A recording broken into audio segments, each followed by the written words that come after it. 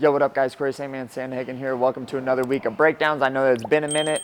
I missed December because I was out of town for the 1 week, but we're back this week, so that doesn't matter. Shout out OnlyFans for sponsoring the videos. Don't be a hater. Let me make my money, foo. They're going on there. We're doing a ton of fun stuff on OnlyFans anyways, like live chats. All the instructionals are sold on there for 10 bucks. But besides all that stuff, let's get into Umar versus Merab. We're going to talk about Merab's cardio conditioning. I have the answer. I know why he's so good at it. We're going to talk about it. We're going to talk about Umar's kind of ways that he was choosing to defend, and then just the striking differences between the two of them. One being really pretty and kind of slingshotty. The other one being not as pretty, but super efficient as far as energy-wise goes. So let's crack into the breakdown.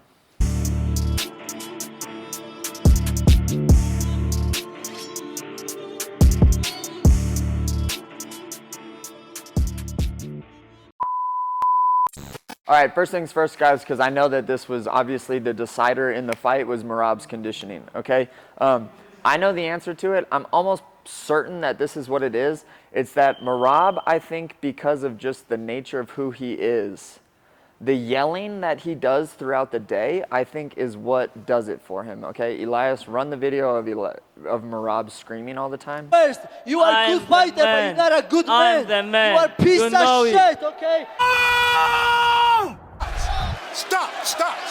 Stop. Okay, so I think that has something to do with it, all right? Merab is always yelling. He's always yelling at someone. He's always yelling at fans. He's always doing something that is working those lungs of his, okay? So I think that that's what it is that gives Merab this amazing conditioning, okay? Second thing that I'll say about the fight is Umar's definitely a really good fighter, okay? He beat me, all right? He's better than I am stylistically, okay? That being said, styles make fights, all right? I think that if you're going to be a guy that fights against Merab, you have to have really good footwork and be able to defend the takedowns in an energy efficient way, which we're going to talk about in this video. But that being said, Merab has fought O'Malley, beat him pretty decisively. Jan beat him pretty decisively. Umar beat him pretty decisively. Those are the three guys that are ahead of me. I should be next in line. I know that that's kind of a tough sell, so I'm not going to try to sell you guys on that shit because you guys know that I don't like doing that.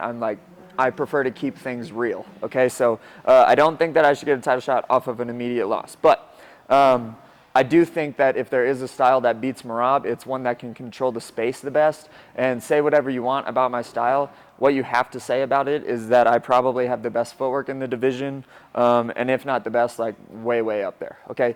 I hold space, keep space, close it, open it, better than anyone else in the division, in my opinion, okay? Actually, that's not really an opinion. I actually think that that's true, and I don't think I'm trying to blow smoke up your guys' ass. But that's going to be what beats Merab, so when I get to fight him, I'm really excited to see what that gets to look like. But the fight, all right? Firstly, let's talk about the two different styles of athletes that Merab is versus Umar, okay? Merab is what you call like a wide build in the strength and conditioning world. So he has like a really big chest cavity. He's like really low to the floor, obviously, because he's short. Like, think like short, stocky, kind of like boxy build. That's a wide build, okay? The other one is a narrow build. I'm obviously a narrow build. I have like a really short or like thin chest cavity. I'm really long. And both of those things come with their pros and their cons, okay? One thing that comes with the pro of being a wide build is that you get to really connect to the floor really well, but also what you get to do is you get to have like pretty good conditioning, but you get to have like a pretty solid foundation in your core to where your limbs are attached or operating separately than your core, okay? So what I mean by this is when Merab throws kicks, there's not a ton of rotation happening in his body when he does things. Like he'll, of course, like follow through and kick like this sometimes, and when he punches, he'll do a rotation, but for the most part, a lot of his limbs are acting independently of his core and body piece here, okay? When he throws punches, it's really like this. It's not a ton of big rotation like this, okay? And everyone really likes to get a hard on for power and stuff, but power needs to be used wisely, and I think that Merab does a really good job of using that power wisely. And I'm going to give Merab a lot of flowers, even though that fool I don't really think says almost anything nice about me, and he talks shit about me. I'm really trying hard this year. Like, this is one of the things that I'm trying to do this year is be like my higher self or whatever. and even when people are assholes, still be kind of nice. So that's what I'm going to try to do in this video and give Merab a bunch of flowers, even though I want to talk about how short that fool is. All right, Merab just being built like that and having his limbs move independently doesn't give him a ton of power because it's not a big rotation and you're not using like the energy from your entire body. But it does make you super well conditioned, and it does make it so that you could do it almost all day. And like I was saying about everyone getting a hard on for power, everyone wants to know how to like crack someone really hard, but no one really wants to know how to like fight for 25 minutes, which is really difficult. Okay, so that's Merab. All right, that's like his athletic build, that's his punching style and the way that he throws kicks. Umar is almost, I would say, kind of the opposite. Umar has obviously a lot of dexterity, but he's a little bit of like in between a narrow and a wide build. He definitely has like a really thick chest cavity, kind of long limbs, but like definitely a lot more narrow than like short boxy Merab, okay? So Umar throws his punches like a slingshot, all right? When he punches, there's a decent amount of rotation, and you see this like kind of like pop on things, okay? You see the same thing when you watch a guy like me fight. You see the same thing when you watch a guy like O'Malley fight. Anyone that has like one of those like more narrow builds and not one of those wider builds like a Merab or a Jan even. Jan, when he punches, it's not like a slingshot that he throws, which is why he's able to throw like super good combinations, is because his core is locked and he's swinging his limbs independently of rotation, okay? And I'm not saying that he's one or the other, but he's a little bit more on that side of the spectrum, okay? An Umar, a me, O'Malley, we throw things like slingshots, okay? Where we're really long and we can generate a ton of whip, and we use a lot of our body when we go to throw things, which makes it so that even though we're skinnier or whatever, we can punch very, very hard because we're good at getting all of the energy from the floor through our body, through rotation, and then ending on a punch, okay? So without boring you guys too much with all like the science piece of it, those are the differences. Umar got really tired for two reasons. One, he throws punches like a slingshot and kicks like a slingshot, okay? Not saying that that's bad, that's just like the nature of it. Like you don't get to like be a really slingshotty fighter and have cardio for days, okay? It just doesn't work, right? Second thing that Umar was doing is he was defending his shots extremely like wrestle sport-y, okay? So what I mean is, Elias, can I use you? What I mean by this, guys, is, can you stand on this side? In sport wrestling, if me and Elias are fighting, he shoots on me and I want to defend a single, okay? In sport wrestling, you need to keep this guy in front of you to not have him score points, okay? So I need to get my leg back. I need to break his grip off of me so that he's not connected to me anymore. And then we break, I defended the shot. Great, okay? He shoots again. The non-sport wrestling way to do it is if I'm like, man, I can't get my leg down, or like his grip is super, super solid, so I can't break this. Let me just do this. Elias will go to build behind me, and I'm here like this. The problem with this, you can let go of me so that this doesn't look weird while I talk. Actually do it. Come on, bro, it's OnlyFans now. Me and Elias are gonna make some cool videos on OnlyFans. No, I'm just playing, we're not doing that. All right. Yeah, what do you think? Show them your feet, dude. Okay. When you defend like that, though, in sport wrestling, they're just going to mat return you or like bump you to the floor. And then right when your like hands or knees hit, I forget, what is it in wrestling? If my hands go like this? If you're behind me and you bump me down and I go like this is points? Yeah, I think that that's points in wrestling. Okay, it's either that or your knees or something like that, but that's kind of stupid because that's like not really a takedown in my opinion, but in the sport of wrestling, it is. In MMA, it's kind of not, okay? Umar was fighting really good. Like Merab would shoot a lot of head outside shots. He would be here. He would like kind of start to be here, and he'd start to kind of cut the corner a little bit, okay? If Elias picks up my leg here, if my weight is into Elias at all, okay, as far as like, let go for a sec. If I'm like this, standing here with my weight going straight down, and I lift up my left leg, I'm gonna fall over. If I put myself this direction, obviously I stay standing, okay? That's the way that Ryan Hall explained it to me a long time ago, but if Elias shoots head outside, okay, and I'm here like this, and my weight stays in the center of me, it's a really easy dump for Elias because obviously he only needs to take one of my 2 poles away and I obviously fall over, okay? If he shoots like this and I put my weight in this direction on this leg, now he doesn't get to really dump me as easy. Like try to dump me, Elias. I kind of just keep my balance and I keep my weight over here, where if Elias wasn't here, move back, my weight would be like this. Like you can do whatever you want with this leg.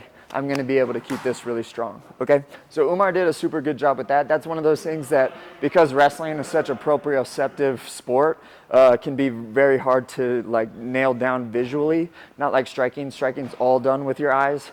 So it's really easy to like understand a little bit, but wrestling, unless you do it and you have like a tactile feel to you, can be kind of hard to understand. So Umar was doing really good with that. Head outside shots.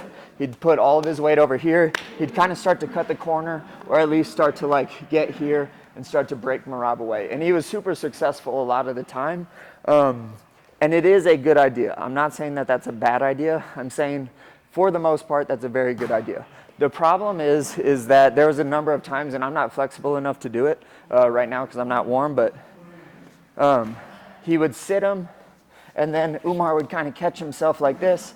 He'd start to make space, keep him in front, build himself up, and detach from Merab's grip, okay? He did a super good job of that. Before I get too ahead of myself, that was really awesome, okay? Before we talk about wrestling up and all of the good stuff that Umar did when he was building back up, let's talk about why that sometimes is a bad idea when you're talking energy efficiency, okay? If Elias grabs my leg and my defense is to balance on one leg, get to here, bring my leg down to put pressure on his grip and break here, or fall over, boom, catch myself, and then still keep something between us, still have to work on breaking this grip, build myself all the way back up, and then get my leg out. That's a lot of shit, okay? It's a lot more shit than if Elias shoots a head outside shot and I'm like, this isn't a lot of shit. Now all I gotta do is unlock like the people's monkey grip, and if I get knocked over, I gotta build back up and then unlock the hands, but that's a lot less shit. People don't do it in wrestling, and people aren't familiar with it in wrestling just because it's a bad idea in wrestling, because getting mat returned and having your hands touch the mat is 2 points. That's like a big deal. In MMA, if you make me do that and I just build right back up, not that big of a deal. Something to think about, okay? I'm not saying do it all the time. I'm saying when you're tired of shit, which is what the difference was in this fight, when you're tired of shit, this breaking the hands, turning in, isn't the worst idea in the world, okay? Maybe could have been something that Umar did, but I'm sure that maybe they thought about that, so maybe I don't know what I'm talking about. I think that I do, though. Second thing, Umar, when he would get taken down on the few times, this is really important, and this is super high-level shit, all right? It's the way that you need to approach it in MMA. Jiu-jitsu, wrestling, and striking get taught in like their categories in MMA. You need to stop doing that if you're going to be a good fighter, okay? Grappling is, I view grappling and striking as MMA. Grappling is wrestling and jiu-jitsu, but it's like a combination of the two, not just one or the other. So what I mean by this, and what Umar did really well, is when Umar would get sat down or taken down or whatever, boom, and he would hit. Umar's reaction was not to start doing jiu-jitsu stuff like this, okay? Umar's reaction was, oh, I need to start to wrestle myself up, so you posture up and let go. He immediately was up in on shots again, okay? It's really hard to look powerful against a guy that's built like Merab because you don't get to like make his limbs stretch out because they're so close to his body, okay? So even on the wrestle ups, it didn't look like the most powerful thing in the world, but it did make it so that he wasn't glued to the mat. That's how you guys need to think about things if you're going to be a good fighter. You don't, when you get taken down, just do this kind of stuff and start making posts, okay? When you get taken down, if you have the opportunity, you immediately reattach yourself to them and start to build yourself up into re-wrestling, okay? It's something that you're not going to learn in jiu-jitsu class. because jiu-jitsu people are lazy. No, I'm just kidding. The sport of jiu-jitsu is, just by the nature of its rules, is a little bit more of a, I won't call it like a lazy sport, but it's a, what would you use for it? It's just like, it's more chill, right? It's more chill. Jiu-jitsu is more chill than wrestling. Wrestling is not chill, all right? If you're gonna do grappling or good jiu-jitsu in MMA, it's not got, it can't be chill. It can't be like go to your back, make frames. It has to be re-wrestle as much as you can so you can stand yourself back up, okay? Is that everything in the fight? That was pretty much everything in the fight, guys. I mean, the conditioning obviously won it for Merab. That isn't really like a, that's, I feel like a given, you know, like the broken hand thing. I don't, like, that's not why Umar lost. That's not why he lost, to be honest. He lost because Merab has a freak gas tank and got him tired and beat him in round 3, 4, and 5. All the credit in the world to the both of them, honestly. Like, Umar did a phenomenal job in that 5th round being dead tired, because I know what it feels like to be that tired. Not a lot of people know what it feels like to be that dead tired and then still try to put points on the board by scoring jabs and crosses and stuff like that. So good on Umar for doing that. It was like a hell of a showing in that regard. I think that part is going to creep kind of under the rug and go a little bit underappreciated, but I appreciated watching that, Umar. And then Merab, you're an absolute animal. I'll give you your flowers even though you talk shit, because I'm trying to be a better guy this year. Like, subscribe, comment, peace. I love you guys. Bye.